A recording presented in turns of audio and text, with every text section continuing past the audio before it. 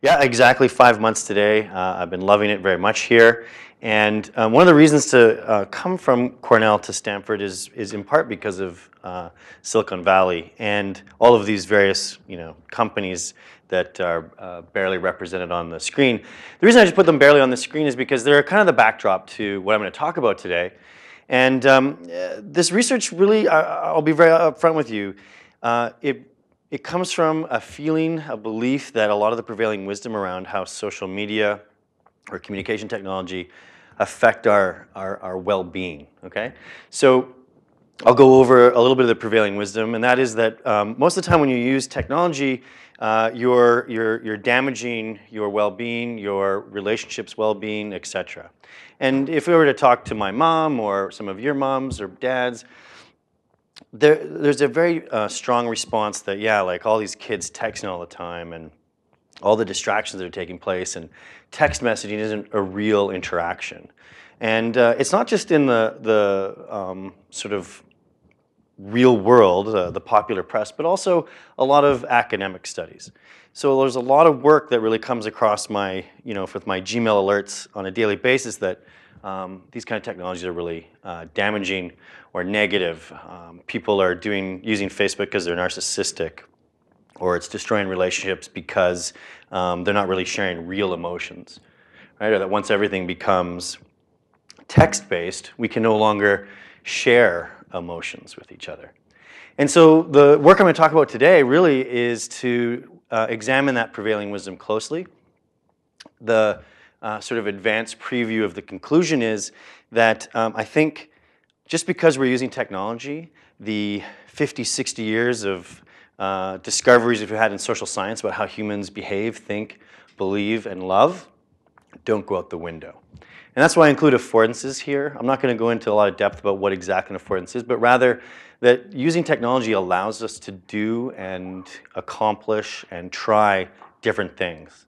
And so a lot of these approaches, I think, are a little oversimplistic. But if we think about the various affordances, that is things we can do with tech, we're going to see some unique properties. So that this idea that once we've gone from face-to-face nonverbal interaction to text, that everything goes to hell, right? I just don't think that's going to be right. All right, so here's the three kinds of psychological things I'm going to talk about today. The first is the notion of self-affirmation, which is a really important psychological topic. We'll go into some emotional dynamic stuff, and I'm going to finish with one of my favorite studies that I've been involved in the last 5 years or so, which is how texting during surgery can change how much narcotics you need, okay? So first off, let's just start with this idea of using Facebook. Major sort of meme, I think, in the popular media and the popular sort of psychology is that one of the main things for using Facebook is a narcissistic function. That narcissism is increasing, and the reason we do that is we just like to look at ourselves and how awesome we are. Okay, very possible. But another possibility is that we could be using Facebook because it actually provides a psychological value. And what might that value be? Well, it could be self-affirming.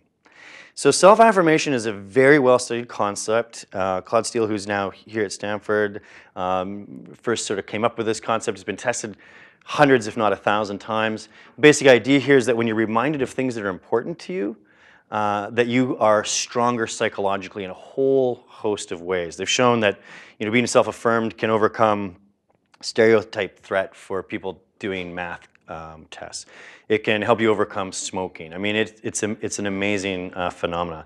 And it basically works like this. Whenever you face some kind of a threat to yourself, like, oh, I don't want to smoke this, but I'm not good enough, I'm going to probably smoke this cigarette, it leads to these defensive mechanisms that then cause you to perform suboptimally on whatever task it is you're going to do. And that's this defensiveness problem. All these defensiveness things kick in because you're worried about your threat to your identity and who you are. It's a very psychological thing.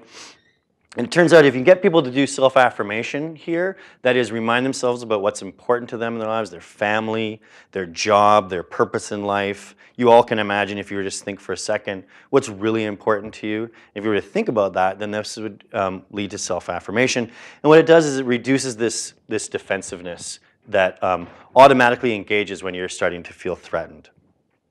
Okay, so all of you have been in situations where you feel anxious. You have a big deadline, like say SIGGRAPH, but those people probably aren't here. And you're writing, you're like, oh my God, I'm not going to get it done. And unless you overcome some of these defensive things, then procrastination kicks in. So this is a very typical kind of psychological dynamic. Let me show you how psychologists do this, test whether this self-affirmation thing works. There's two conditions. People are randomly assigned. They come in. In the first condition, they're asked to write about their most important values. You can see here this person, I'm always comforted by my relationships and grateful I have such wonderful people in my life. Across cultures, that's the #1 value people tend to report, is family, friends, people, relationships. Okay, so they would do that. Or if they're assigned to the control condition, they'd just be asked to like list some stuff. So in this case, they're asked to list their least important values. So this person's like, well, government politics, it's my least valued choice. I know others, value it, but I don't. Okay. So what we want to do is think, is there a way in which we could look at whether Facebook performs a self-affirming task or not? And the way we did that is we sort of created an analog to this treatment control approach. One person comes into our lab and they would be asked to look at their own profile. They're being told that this is like an HCI task, and they're just to review their profile. We're going to ask them questions about it later to see like whether it works for them, etc. And so this is Kate's profile, and she would just look at that. Now the next person that came in would then be yoked to Kate's profile. Okay, so now their task is we want you to just look at a profile. We're going to ask you questions later, HCI design type frame. And we're going to get you to look at this profile and just take a look at it, study it. We'll ask you questions later. So what's happened here is Kate is looking at her own page, which we're going to predict has information about things that are important to her, her family, her friends, things that she values like groups she's in, etc. Over here, the next participant, we'll call him Dave. Dave comes in. He looks at exactly the same stimuli that Kate looked at, exactly the same. But these are not important to Dave. They're like people he doesn't know, they're groups he's not familiar with, or at least certainly doesn't identify with. And so in a way, you can see the design is that we have important values reflected in an essay, reflected, we think, on Facebook, and unimportant values in an essay reflected in someone else's profile. Everybody good with the design so far? Yeah. Okay, yoked means that you get exactly what somebody else got, right? So not everybody looked at Kate's profile. Kate would come in, Dave is next, so he would look at that. And then Michael comes in, and Lydia looks at Michael's, right? So you were yoked to some other person in the experiment. But it didn't change profile. Well, you would look at Michael's, Dave would look at Kate's, Sam would look at Ginger's. I'm running out of names. Does that make sense? So basically, there's like, I think we had about N of 40. So there's 40 people that looked at their own, and there's 40 people that looked at one of the other person's thing. Yeah, good question. Any other questions? Okay. Let's check and see, first of all, whether we get self-affirmation. How do they measure this in psychology? Well, you can, so let me tell you actually the way we threaten them and everything. So they come into the lab and they have to give a speech. I was in a communication department at Cornell, and so giving a speech is not unheard of. And they'd give a speech, and then they say, well, we're going to analyze that. You're going to get some feedback. Go look at your profile. Go look at this other person's profile, and wait for the feedback. And then everybody got really negative feedback, so your speech sucked, and with various reasons, etc. And in the classic way in psychology they would do this is then they ask you basic questions about the feedback you received. How good was the feedback? How useful? What do you think about the person that gave the feedback, etc. And you can combine those questions into essentially a defensiveness measure. How accepting of the feedback were they? How able were they to take it in, think about it, and say, okay, yeah, I can use that, and discard the things that I don't like, versus, oh, it sucked, it was terrible feedback, and that's defensiveness kicking in, right? Okay, so here's how you measure it. You can see in the classic condition here, the people that were affirmed right? So they wrote about the values that they cared about. They were more accepting of this negative feedback than the people in the no value or low value condition. Okay? And over here, people that looked at their own profile, they were more accepting of the feedback than people that looked at somebody else's profile. And if you look at that from a statistical point of view, those differences between here and here are identical. There is no difference between those differences, suggesting that Facebook is self-affirming very much in the way that the classic treatment does. Okay? And in fact, if you look even further, we can ask, well, what were the changes that were taking place? Here you can see people that looked at their own profile versus somebody else's, and they feel much more connected, much more loved, supported, giving, etc. And these are things that also occur in classic self-affirmation. Okay. All right, so that's good. That made us feel pretty good that maybe we're not just narcissists going to look at ourselves on Facebook, but actually we're going to Facebook because it has some sort of psychological value. But you might be thinking, as I did, like, well, it's really cool, but it's a weird and kind of abstract thing, like this accepting of feedback. So in a follow-up study, this is part of Catalina Toma, one of my former students' dissertation. She did another study in which people came in and they did the same speech thing, and they were basically given positive feedback after their speech or really negative feedback after their speech. Okay? And then they were told, you finished it really quickly, so if you'd like, you can do another study and you can double your points. You can get more points, participation points. And we have a list of 5 other studies we're doing in the lab. You can choose which one you'd like to do. Okay? So in so it wasn't super positive. It was like neutral, but fairly positive neutral. We can basically just measure how many of those people, after they got neutral feedback, after doing the speech, wanted to do each of these things. So we said there's a Facebook study, there's a study on online news, a study on video games, a study on YouTube, and a study on online music. Which of those would you like to go into? And effectively, it was random. People were choosing those randomly based on their interests. So it didn't look very systematic. Facebook, people chose to go to the Facebook 30%. 30% of all the people in this study, after getting neutral feedback, went to Facebook. Now, the question is, what about the people that got really negative feedback from their speech? Okay? If it's self-affirming like we think from the first study, what should happen? Right, way more should go to Facebook and fewer go to those other ones. But if Facebook is really what we were getting is maybe like engagement or exciting or enjoying procrastinating, whatever, then we should still see no difference. Because the feedback had nothing to do with Facebook, it was to do with his speech. Okay? And here's what we find. It basically doubles the number of people that want to go look at Facebook after they get terrible feedback is they want to go to Facebook. Okay? And this is exactly what psychologists would predict, that after a negative event in your life, you seek out self-affirmation. Okay? And that's what they were doing here, we argue. And this suggests at the very least that, okay, maybe narcissism plays some role in it, in the huge amount of time people spend on Facebook, but it's certainly the case that it's not just narcissism, right? You could go there because it can be psychologically valuable for you. All right, what about emotion? Well, emotional dynamics I think are really interesting. In my field, there's a very strong assumption, starting from about 1986 or so, that once people are going into text away from face-to-face, they can't share emotions very well. And any emotions that do get shared are going to be negative. So this was to explain some of the early flaming kind of things that were seen in early news groups. That is that once you don't have the nonverbal in the face, you can't communicate emotion. And you've all heard terms like communications like 70% nonverbal or 80 or 90. Make up your number, because that's what it is. It's totally made up. It's a mischaracterization of a 1967 Moravian study, and it's insane. I honestly hear on probably a monthly basis in communication that communication is N% nonverbal. It's just a made up thing.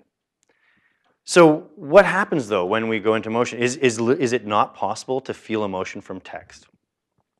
I'm going to show you a study that I think empirically shows that emotion reflects text. But I also would just say, like, read Shakespeare, right? Think about an email that pissed you off. Like, of course emotion can come through text. But here's one of my favorite studies, not by us, but it was by Golder and Macy, some colleagues at Cornell. And what we're looking at here is one of the first sort of big social science Twitter studies. 550 million tweets from around the world, time-stamped. And on the top, what we're seeing, each line is a day, and PA stands for positive affect. That's the percent of words in the tweets that contained, percent of words that contained positive affect, okay? And down here is negative affect. And this is midnight. Well, actually, it's 12:01, and this is 11:59, okay? So you're starting very early in the morning, noon, and midnight, yeah? So we're looking at a day rhythm, and what do you see? You see that positive affect crashes during the wee hours of the morning, picks up during coffee time. You see that the afternoon's no good, and then people get happy around, well, happy hour, right? Now, negative affect, you see peaks around 3 in the morning. If you're up at 3 in the morning, either you're having one of those like awesome, you're never gonna forget nights, or you're like insomniac, you're working late, and it's not cool. And then negative affect actually decreases. There's a little bit of a pickup during weekdays after lunch, well known, called the post-lunch dip. And then you see actually also increases, which is an important point. Positive affect and negative affect are not the ends of a continuum. You can have high negative and positive affect, so they're independent. All right, does anybody know what biological process this is? Recognize that? Circadian rhythms. This is a circadian rhythm. It's a very well-studied physiological dynamic, and here we're seeing it in the language of tweets. Okay, so does a single tweet reflect exactly my emotion? No. At scale, does it reflect emotion, felt emotion? I'm going to argue that this study says yes. Okay, messy, lots of error, but we're seeing the circadian rhythm. Okay. So I got interested in can people detect emotion in text, and I did a bunch of studies. I'd get people to pretend to be happy or sad and then text with somebody and see if the other person could tell. They could. We'd make people happy or sad, see if the other person could tell. They could. But really the objective here is something called emotional contagion, because then it's not about like assessing another person's mood. It's about that moods can be contagious. So the theory of emotional contagion argues that when other people are feeling an emotion, it primes emotions in you. This happens automatically and mechanistically, so we're actually not necessarily thinking about it or not saying, oh, well, Michael's sad, therefore I'm sad. And all of the work up to ours had suggested that they don't know what the mechanism is, but presumably it's nonverbal. So it's motion, it's facial, some speculation that there's like a scent that's related to emotion that we haven't detected yet, but humans can pick up on that. So we want to know, could you see emotional contagion where there's no nonverbal? People don't see each other, they don't even know each other, but they're communicating via text. So I'm going to show you one of a series of the studies that we did, but it'll give you an idea of how we go about thinking about it. So it looks complicated, the design actually is, but I'll run through it fairly simply. People are assigned to two kinds of conditions. This is the negative affect condition. Person comes in, they're in the negative affect condition. Now they get randomly assigned either to an experiencer role or a partner role. In the experiencer role, they watch a clip called My Bodyguard. It's a bullying clip. It's used in emotional contagion work to put people into a negative affect state. It's a very upsetting clip. People feel very upset after watching that. Or they watch what I'm going to argue is one of the most amazingly neutral, like it's fantastically neutral movies ever. It's like boring doesn't even describe it. It's like sublimely boring. And then afterwards, we do something called the PANIS, which is an emotional test. It tells us how they're feeling from their positive affect. That's the PA, and the negative affect, that's the NA. And then we told them we were going to get them to do another separate experiment in which they are going to chat with each other. It was just via GChat, and their task was to talk about tips for surviving freshman year. And our goal was, could these people at the end of talking to this person feel crappier, right? Feel more negative affect. The problem is what we found, we did a first study, is that actually afterwards everybody felt really neutral. And what we realized when we looked at it is there's this well-known effect called the talking therapy, which is that just talking to another person makes you feel better.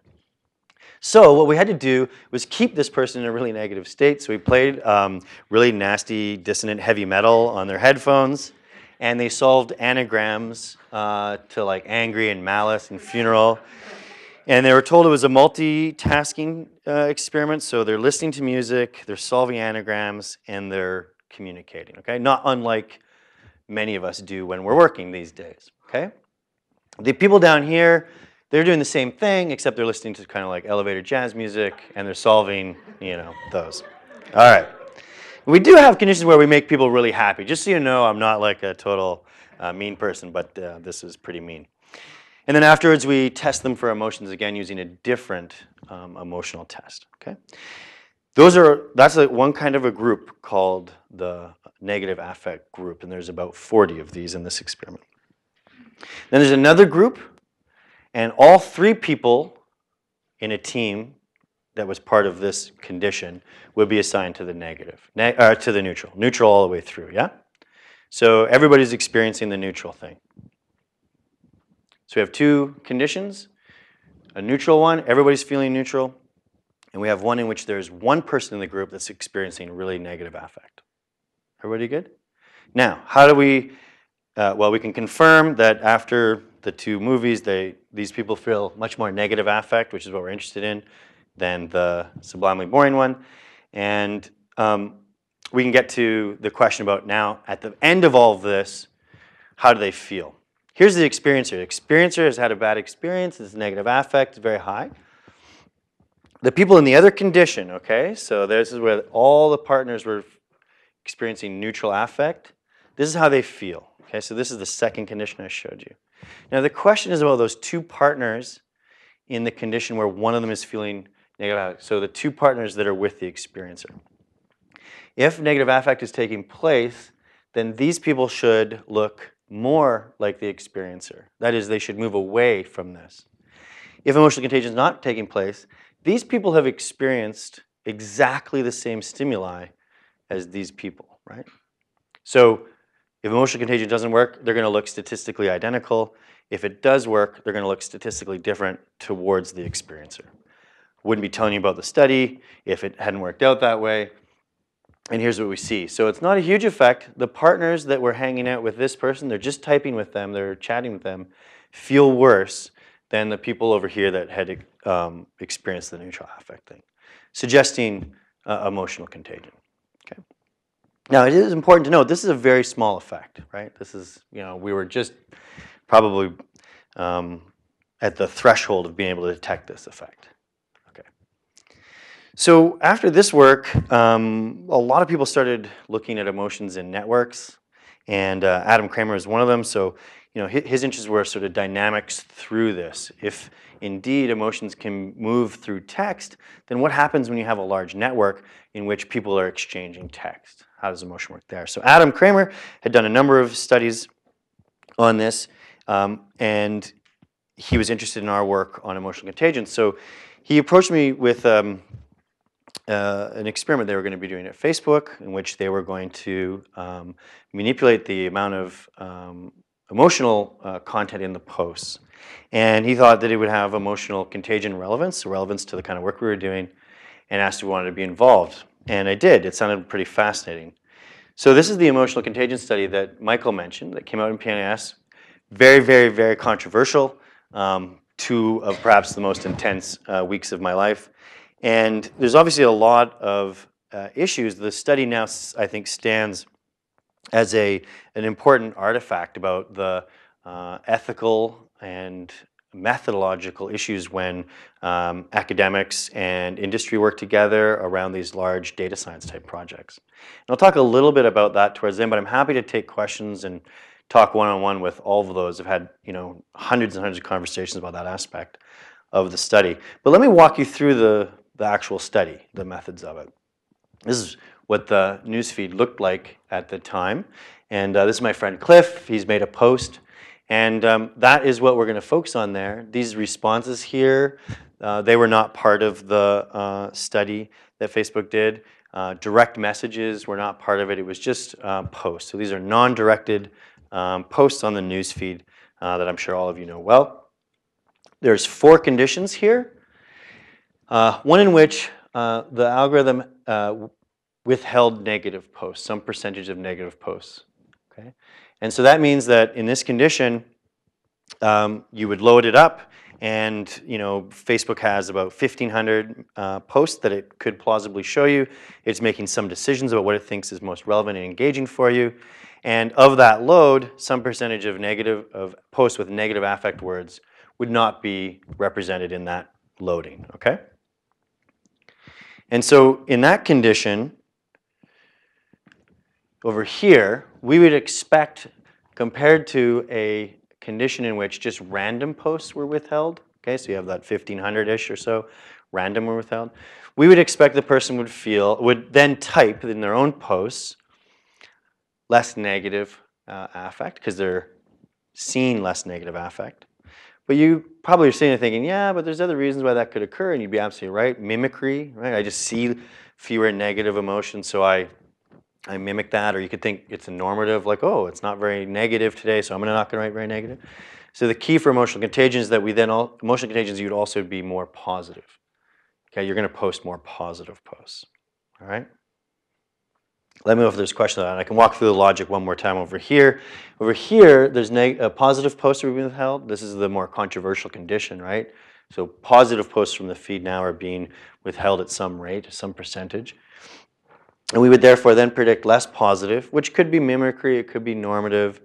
But the thing that I don't think can be explained by something like mimicry, but can be by emotional contagion, is that the person would then be more negative in their own posts. Yes? Images and videos handled by the algorithm? That's a good question, and the manipulation here was only based on the text. So it was using just the linguistic inquiry and word count dictionary or some approximation of that. So if there was a photo, but it had a negative word, and it was in this condition, there was a likelihood it would be withheld. Yeah, good question. Yes? So why is less negative? Why is that a different scale or metric than more positive? Shouldn't those just be kind of opposite sides of the same coin? Right. Good question. And for a long time, I think theorists thought it was, but a lot of work in psychology suggests that they're actually independent. So you can be really happy and really sad at the same time. You can be really happy and not sad. You can be really low on happiness and low on sadness too. That's like you're just chilling. You're not happy and you're not sad, right?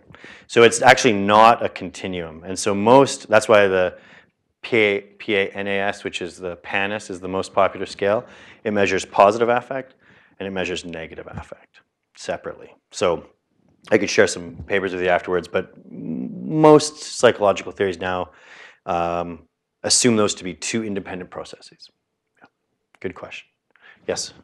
What was the time scale over which you performed this experiment? And then were you guys using individual subjects, their personalized walls, or? Right, so the answer to the first question, it was a 7-day period. So the manipulation is happening for 7 days, and their posts are being measured for 7 days. In terms of what particular algorithm, et cetera, was used, I don't know that information. Yeah. Yes. When they're evaluating subsequent posts, are those normalized to the emotional valence of the user's previous posting history? No, they're not. And that would be awesome to do that. The way we're relying on that is 2 ways. The first is this is an experiment. So we would assume that just as many like super perky people occur in this condition as in this condition, unless random assignment failed, but with that n, it's unlikely to fail. And the other is we're going to normalize it by the percentage of total words they're doing. So I think that would help with that. But I would say we're relying on the experimental methodology to deal with that. Yeah. Great questions. Okay, so here are the results. I'll step through them. Okay, so this is the negativity withheld condition. In the light blue is the experiment. So there's fewer negative posts in these people's feed, and we see indeed fewer negative posts produced by those people. We'd expect that.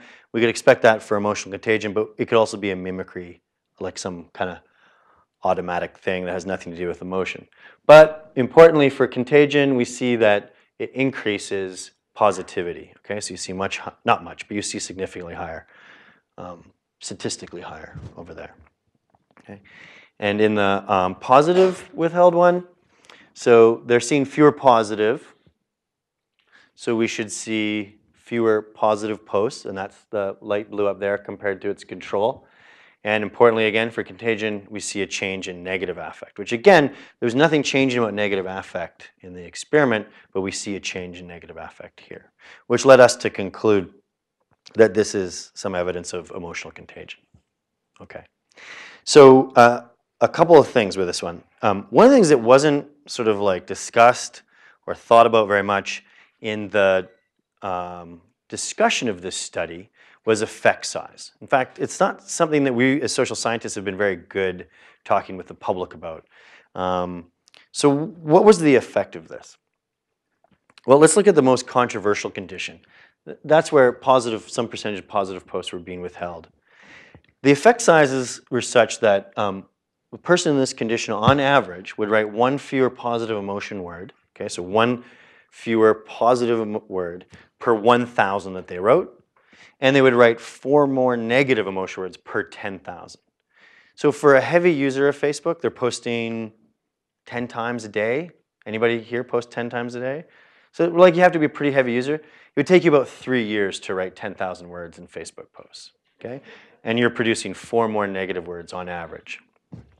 So if you take that to like 3, 4, 5, 6 standard deviations out, which would be an extremely rare, they're going to produce maybe 16 to 24 more negative emotion words. That's somebody that was really affected by this, okay, over 3 years.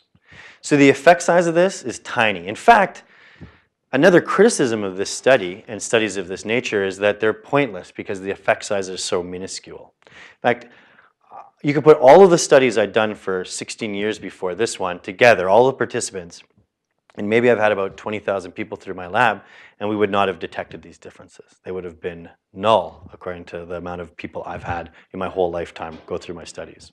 You could also multiply it by 1 billion people and then get a very large overall effect. That's right. So the aggregation of these is really interesting and really complicated. We actually talked about that in the paper as like, these effects are really tiny, and yet we don't know how these kinds of effects aggregate. And that was yet another, I mean, there were many ways to critique, and the ways that the study was critiqued. So good luck trying to critique it in a new way, because I've heard it all. That's right, is like, these effects are so small, they're pointless, and the system is so big that their ability to manipulate at society level is very worrisome, right? And both of those are important kind of things to think about. Again, I think of this study now as raising really important questions as we do this kind of work more and more. All right, any other questions about this one? One of the things I'll just say quickly is, you know, for a little while, after about 2 weeks of massive criticism about this being unethical, I did start to doubt myself. I can't deny that. And I started to think, did I just make a huge error in doing this study and doing it in a way without informed consent?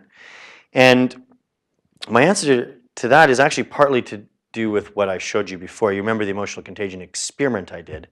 We used a very heavy manipulation to get them into a different negative or positive affect state with a movie that they watched. And then we had to continuously make them feel bad by playing horrible music continuously and having them solve anagrams. So we had these massive manipulations in a lab where that was the only thing they were doing, and we got very small effects. So a priori, I felt really comfortable these would be small effects.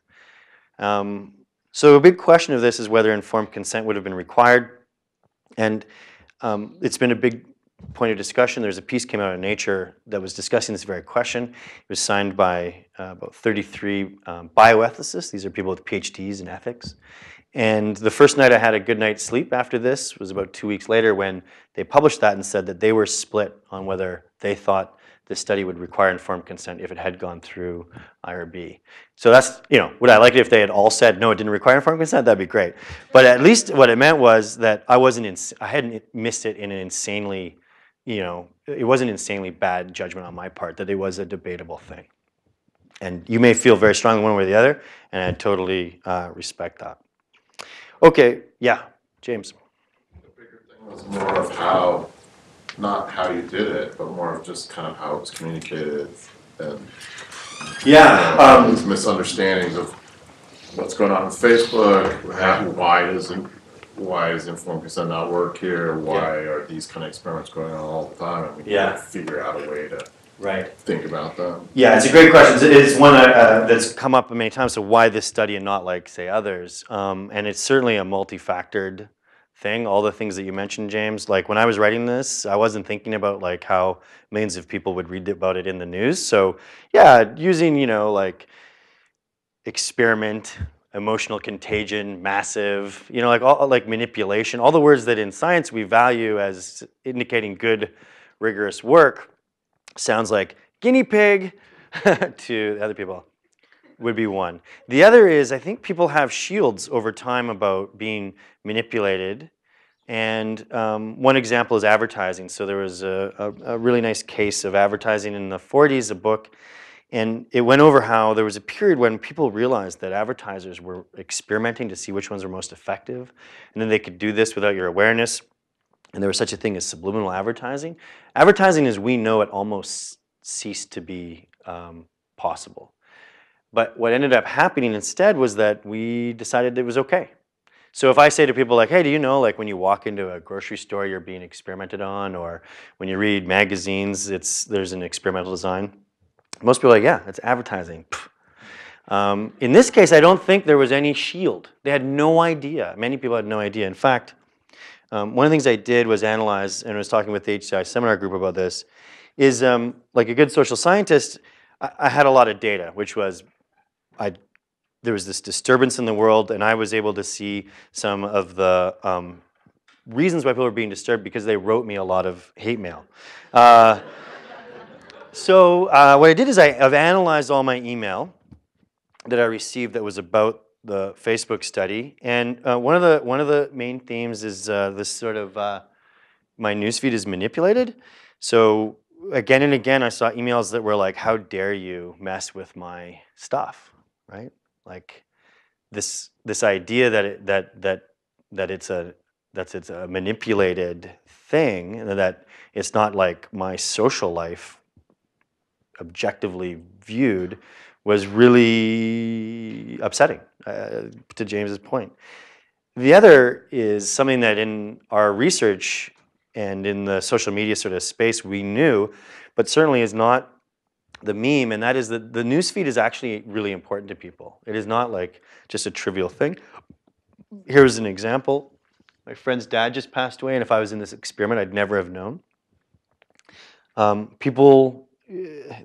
This is a major resource now for people's social lives. Emotions are distinct. That you can't just like play with my emotions; they're mine.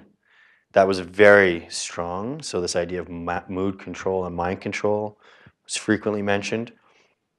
And that, I want to say ironically, but maybe it's not ironic, it's more of a paradox, but that big data is really personal. So when I was doing experiments up on a hill in Ithaca with students, and people would read about my work, I'd studied deception and technology, so it would get in the media. They didn't care because it was happening to some people in a lab on a hill. But when it's at scale and it's big data, it could be me. And so that was a big thing, is I want to know if I was in your study, probably because then I'm going to sue you. But it was really about like, was I in your study? Was I in your study? Was I in your study? I've never had anything like that before. So it got us thinking, and me in particular, about this idea of people not having an idea that the newsfeed is algorithmic and manipulated regularly and tested in order to see if it works for people. And so we've got a big project going. I talked about this with the HCR group already a little bit, but we want to understand what are the folk theories people have about it. Michael was mentioning at the beginning of the talk. So I won't go into the details of how we do this study, but we're basically trying to surface folk theories about how people think about the newsfeed, which is this like massively complicated and dynamic system, right? Like the news feed is receiving billions of inputs at whatever time scale you want to say. So how do people represent this insanely complicated thing? So here are the foremost metaphors that we have so far. And we're about to do another run of it, and we'll see how these hold over time. But paparazzi is coming to show what's hot and popular. Personal shopper, choosing and offering just the content I want. Magazine, a collection of various stories that might interest you. And spy. And so you can start to see some quick themes here. There's like negative connotations, paparazzi and spy. And personal shopper magazine are positive. And so we think like, depending on what your metaphor, your folk theory of what this thing is, it's going to affect the way you engage with it. And this has really important HCI implications. And there's starting to be some work done here. I list some of my, studies. There's very few, but these are the ones that I really like so far.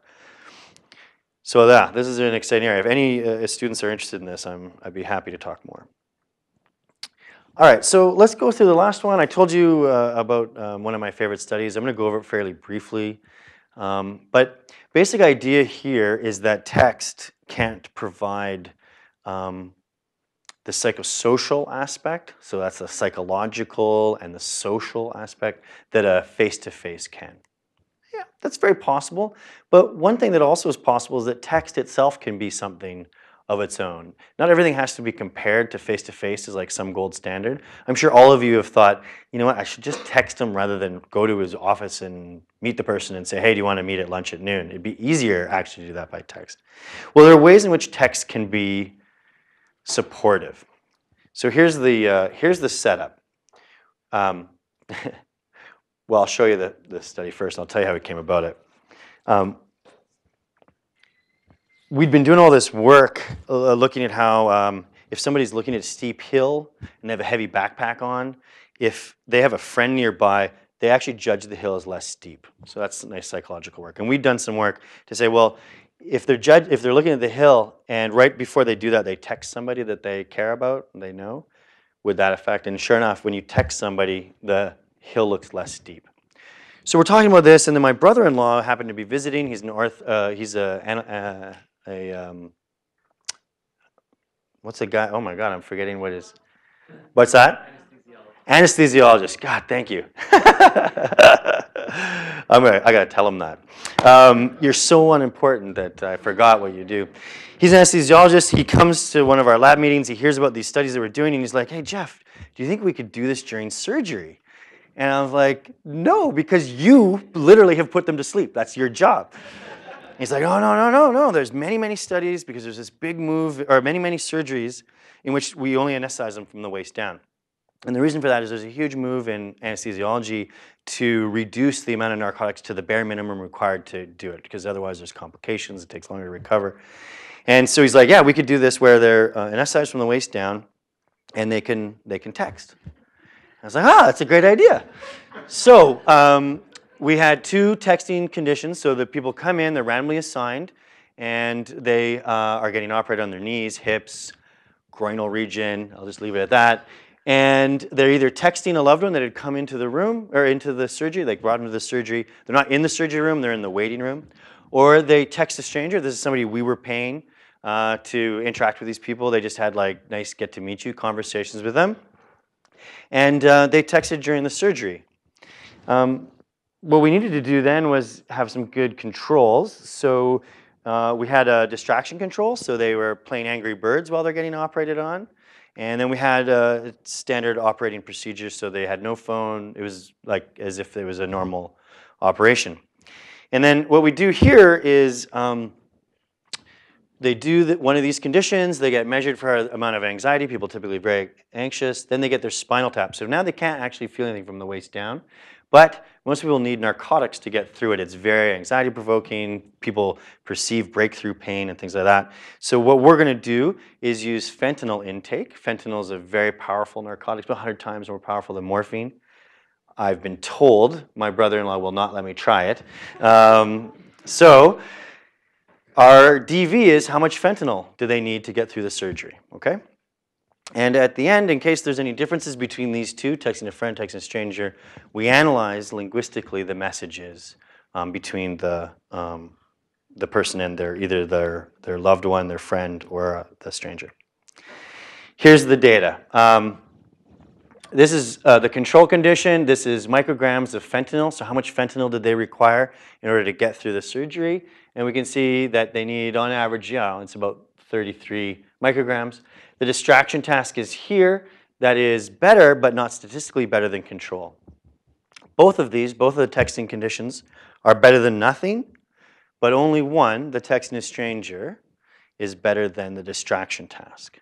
All right, okay, I'll just tell you the truth. I was betting on texting a loved one, a companion, because I thought it was going to be really about like that psychosocial support. Having a loved one holding your hand can reduce anxiety, for example. So it was texting a stranger. Now, I was wrong. Others on the team were right. Do you guys have any thoughts to why the text a stranger was the better intervention? You probably have to kind of pull yourself together. You have to play more of a role, and that takes more concentration. Yeah, that could be good. I agreed with everything up into the concentration thing, but you might be right. I think it's more, you get transported out a little bit more, right? You're talking to this other person, yeah. Recruit the stranger, like, do they know that the person? Yes. So we needed, it was in Montreal, so we needed somebody that spoke both French and English, and she had done some work at the hospital, so we just recruited her and asked her to do that. Might have just been that your stranger just happened to be like experienced at discomforting people. Yes, absolutely. And if so, we need to create either systems or people that can do what she did. But she did do, if that's true, I can show you something that she does that's different than the other people. Yes. So with the loved one, you're going, oh my God, this is awful. You're complaining to them, they're complaining. But, you're sharing that, the negative contagion, I guess. Exactly right. Essentially, it was like this awful anxiety feedback loop. They're like, oh, are they in your knee now? Are you all right? Oh my God, I'm freaking out. You're freaking out. I'm freaking out. Oh my God. So you can see here, in green is our stranger, who may be an extra compassionate person. But we don't know, and text a companion. And you can see more negative emotion with the companion and less positive, okay? And in fact, you see what they talk about is they're talking about biology all the time. Oh my God, they're in your knee. Oh my God, they're in your knee. And oh my God, are you dying? Those kind of things, right? Whereas with a stranger, what did it sound like? Well, actually, you look at them and they're very self-affirming, it turns out. Just to bring it back to the beginning, there were a lot of conversations about, so what do you do? Do you have family? Do you have kids? Right? It was all the things I talked about at the beginning of the class. They're self-affirming. They're things that are important.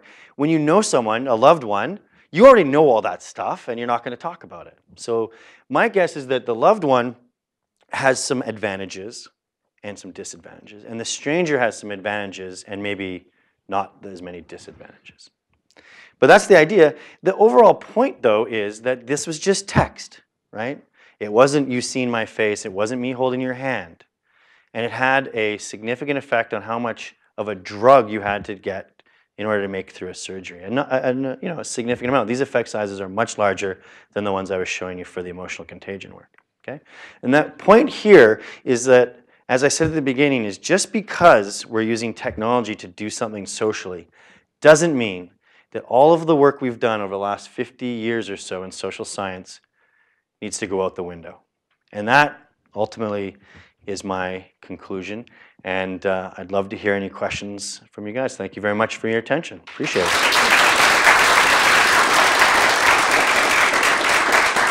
Yes? In fact, this morning I just had I was texting to somebody and said to them, this is not a good way for us to be communicating. Right. It's not perfect for today, but you're talking about grand emotions, good emotions, bad emotions. It's the subtleties, I think, that, Yeah. What about the subtleties of, are you angry, are you frustrated? If it's a negative emotion, which one is it? Because I think there's a lot of differences between the negative emotions and the positive emotions. If you're getting the wrong negative emotion, it's pretty, you're getting the wrong thing. I think you're absolutely right. We're kind of at the kindergarten level, I think, right now of studies of emotion. It's really hard. Emotions are really hard to study. I was talking with one of the students at a meeting today, and we were talking about this idea of like, people represent their emotions accurately on Facebook, or is it more performed in real life? And it's just hard because like during this talk today, I've experienced many emotions, right? And it's only 45 minutes, so I experience anxiety when I talk about the Facebook study again. I experience joy when I hear you guys laugh. And it's really quick and it's dynamic and they flow together and there's multiple. So it's very difficult, I think. And it's not a great answer for you, but what I think is that all those beautiful and lovely and sophisticated dynamics of emotion don't disappear when we use technology. They get transformed in some ways, they're pushed around in some ways that I think are systematic, but it's not that we're all just immediately become like emotional and narcissistic, people online. Good question. Yes. So what's your view on emojis as sort of an extended alphabet to express emotions in text? Yeah. Well, I don't have a scientific opinion of them yet, but I have a number of students over in COM that have come up and want to do studies on emojis. But I'll tell you, they're fun, and I laugh, and I have really, really enjoyable conversations. I mean, they just strike me as really creative and interesting forms of conversation. I don't think that the emo part of emojis is really accurate for us. And it comes from emoticons. I think that was a really unfortunate term because I don't think emoticons really have anything to do with emotion. I think they're about signaling how you're taking a message or how you want somebody else to take a message. Emojis might be different because they're much more, they're much more expressive. So I don't think they represent emotion, emoticons. And emojis, I think, are fascinating, fun, and delightful, but I haven't done a lot of scientific work on it. Yeah, good question. So going back to the old CMC literature, like as you reduce cues, you get things like more flaming and so on. I'm wondering if you were to rewrite that now, what would be in the textbook that you would write? I mean, we still have a lot of flaming happening online, so it seems like you're trying to modulate that somewhat. I want to know what you would say. It's a great question, and it's so I've been thinking about with, comments. So we all know that comments tend to be really negative and a little bit unhinged. But I got interested in them as one other thing when all the comments would be written about any work that you do, or you see a scientific article and then you look at the comments and it's like, really, this is the response. And so I do think it's my mom watches shows like these daily TV shows, made for TV shows. She really likes her stories, and other people watch soap operas and stuff. I suspect, and I don't have a good estimation of this yet, that comments are kind of like soap operas. They're a way to feel emotion. So you can go into those comments and get really upset or really excited, and they're a way to experience that in a sort of like novel, anonymous way. And you see it everything. Like I'll look at a hockey game review, and you just look at the comments, and there's hatred in there. There's love of their team. Very emotionally rich things. So if I were to reflect this back, what you're saying is that it's nothing about the sort of how fat the pipe is, how much emotional signal is coming through, and much more about it being a space in which we expect to create and receive emotion. Yeah, that's exactly right. And so like, if some students in here were emailing me, or my student Dave's here, like I wouldn't expect him to like all of a sudden produce flame in my email, right? Because there's norms in place and we have a relationship. But in this other place, this context, there's this anonymous space, maybe norms have already been set in which you can be really extreme. So it's much more, you're right, about context and social expectations than about the pipeline. Yes? There are a lot of ways to communicate emotionally on social media that aren't face-to-face, but they also aren't only text, like memes or like, oh, I love this song right now, this is how I'm feeling. I watched this episode, and you're sharing with someone else something that communicates your emotion. Do you plan to study those at all? Yeah, we're working on it. So it turns out like photos are increasingly important as an example, but all media. Yeah, exactly. And Instagram is astonishing as an expressive medium. And I'll just be honest with you, it's taken me a while to adjust. So I did all my training in the 90s, and like all of the internet was text at that point. And doing multimedia work is really hard. So we're doing a lot of work right now on deception. So Dave and I are teaching a class, and a number of the groups are working on like, what is deception in a photo on Instagram, and is a filter, and are the captions, and so yeah, it's becoming a really rich space to do emotion work. Yeah. Lydia. I'm interested in your speculation of what you think people's mental model of their emotions is, because you talked about a various, like, in ads, it's like, well, yeah, it's an ad, so they're emotion manipulating me. Where in Facebook, like, no, my feeling, you called them distinct or whatever. Yeah. And, like, me, like, and I think people who've gone through grief and have realized their stages feel more like, okay, my emotions are sort of like a process running inside me, but they aren't me. And maybe people have different notions of those, but I wonder just what different models maybe you. It's a really good idea, and I don't know the answer. I would guess that there's some evidence that people that take, for instance, different types of therapies, so let's say you do CBT versus something else, that you develop different folk theories of how your emotions work. It's a great question, and I don't know the answer, but presumably those sort of thinking about the way you are then interact with the way you think this abstract algorithm is. And so, yeah, there's a whole space here that I think is just completely unexplored. Yeah. Dave. You shouldn't ask any questions. You're my student. But you're asking two different things, Lee. I think, though, this is my Facebook profile versus this isn't my ad, right? So there are two different spaces, I think. So my profile means something very different because I've curated it. I've done all these things to my profile versus this ad was done by someone else and it's given to me. So I think those are two different spaces.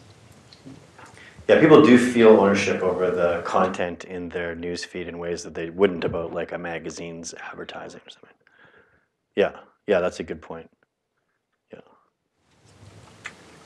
Yeah. There's another potential complication to your Facebook reaction, which is, at least in the right, if you're interested in privacy, Facebook has a reputation for being unfriendly to users. Mm-hmm. Yeah, and I think this is a big concern for them, right? Like they're very worried about their reputation and trust. And this is me speaking as Jeff Hancock. I don't represent Facebook at all, but I think you're absolutely right. Yeah, I think that this was really an issue for them because it reduced trust in them and what they do and raised all these privacy questions. So I have a lot of students and friends that have gone into work at Facebook and other companies. A lot of companies, any consumer-facing company has some sort of social media aspect. And I see these as people that care about these questions, and I think they're working on it. So Facebook, for instance, has a really big group working on bullying, and I think that the reason I'm excited to see people from academia, especially with PhDs, going into companies with data science is because they bring our values there. And I see it as a long, hopeful, I'm an optimist, transformation of the values that take place there.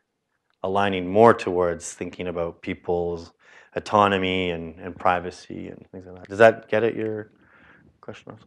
I mean, yeah, it's an optimistic view. Yeah. With all these really interesting findings about motion contagion and others, and part of it is, as a social scientist, you have been sort of looking at existing systems, existing media, and how that affects people's emotion contagion. And for system designers, I think one of the questions then is, based on these findings, what can we learn to design better platforms? Do you have any thoughts to share? Yeah, I mean, this is the funny thing. If this study had been done and I wasn't involved and we didn't write up a thing about emotional contagion, but instead Facebook did a report saying, yeah, it turns out that if we make people, if the news feed's more positive, people are more positive, it would not be a big controversy, right? So, I think this is important, and there's some responsibilities that designers have. If what I'm saying in general is right, which is that the things that we use have genuine psychological impact on us, then it behooves us to test these things. I've been arguing in talking about the study that we need to embrace evidence-based design, right? And so if the evidence suggests that actually things like the newsfeed can have an effect on your emotion and the way you view your friendships, then shouldn't we be studying that to make sure that it's supporting your goals and what you want to have happen? And it gets complicated because in academia that'd be pretty straightforward. When there's a company involved, and again, this is part of that thing, they have certain values too. And again, speaking for my own and not as a Facebook person, but these companies have actually priorities that may not be aligned with the user. They have shareholders, and they're actually legally bound to their shareholders. So lots of complications, but we can't shy away from this. So for me, I see this as like Duncan Watts talks about, like the telescope changes, astronomy. To me, social media data in these companies is going to change social science in the same transformative way. And if we shy away from this and just say, well, it's too complicated and regulatory regimes are too different, then that would be a really negative outcome in my view. And people always ask me, do you regret anything about this study? And I do. I would very much regret that it would decrease trust in science that takes place in this new space. And so I think that there's been a lot of progress since the controversy to get people able to publish in ways that they feel protected, that they feel the participants are protected. So yeah, I'm optimistic. I think that it happened, and I hope that some good can come out of the negative that it caused. Yeah. Yes. I can't think of his name. There's a guy studying voting responses. Yes. Same co-author, actually. Yeah, that gets tangled up in this too. Yeah, that's right. Like, you're manipulating the degree to which people vote, and if a company decided that they wanted one party in versus another, they actually have the, information on how to do that. His data wasn't down in the noise either. No, there was a substantial change in voting behavior at the hundreds of thousands of more votes for one condition than the other. Yeah, yeah. All right, let's thank Jeff one more time. Great, well, thank you guys, appreciate it.